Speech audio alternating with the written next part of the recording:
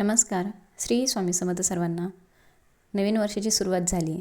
अनेक सणांनी सुरुवात होते. तर त्यात जानेवारी महिन्यातला पहिला आणि सगळ्यांच्या आवडीचा सण म्हणजे मकर संक्रांत. या दिवशी सगळे लोक तिळगुळ वाटून एकमेकांना शुभेच्छा देतात. पण याआधी एक सण असतो, तो म्हणजे भोगी. आजच्या व्हिडिओमध्ये आपण भोगीचा सण कधी आहे, कसा साजरा करायचा याची थोडक्यात माहिती बघणार आहोत. तर या दिवशी आपल्याला चुकूनही एक भाजी खायची नाही. नाहीतर बघा 99% लोक ही चूक करत असतात. 99% लोकांना ही माहिती नसतं की या दिवशी चुकूनही ही भाजी खायची नाही.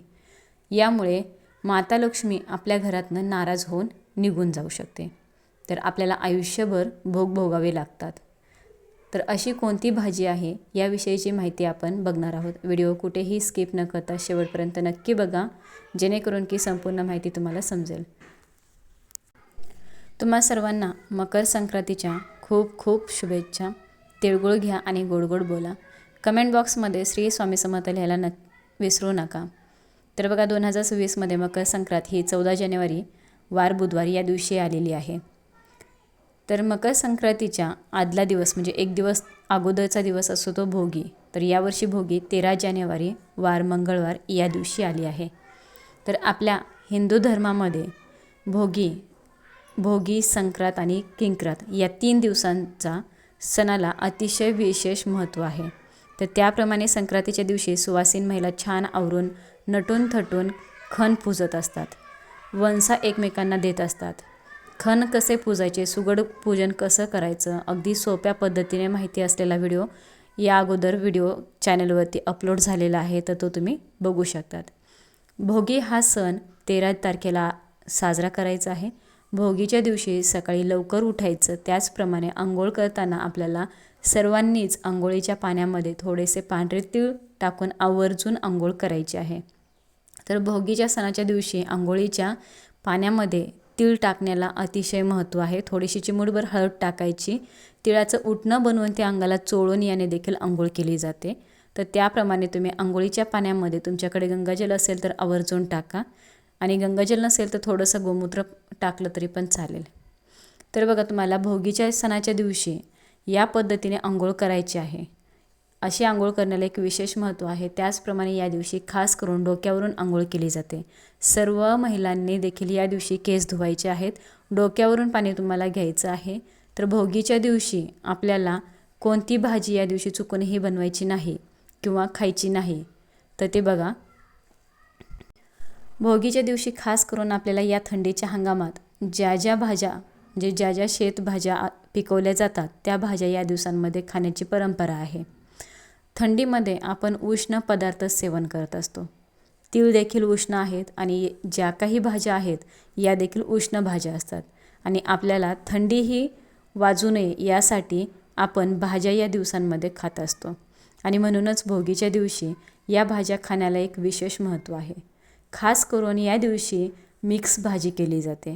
तर यामध्ये तीळ टाकले जातात. त्याचप्रमाणे बाजरीची भाकरी करून त्याला तीळ लावून बाजरीची भाकरी केली जाते. तर तीळ आणि ही मिक्स भाजी बनवून याचा नैवेद्य अगोदर घरातील देवांना दाखवला जातो. बाजरीची भाकरी, मिक्स भाजी, तीळ लावून बाजरीची भाकरी बनवायची आणि मिक्स भाजी याचा नैवेद्य आपल्याला अगोदर देवांना दाखवायचा आहे. या मिक्स भाजीमध्ये जेवढ्या हंगामी भाज्या असतात तेवढ्या मिक्स करून याची भाजी बनवली जाते.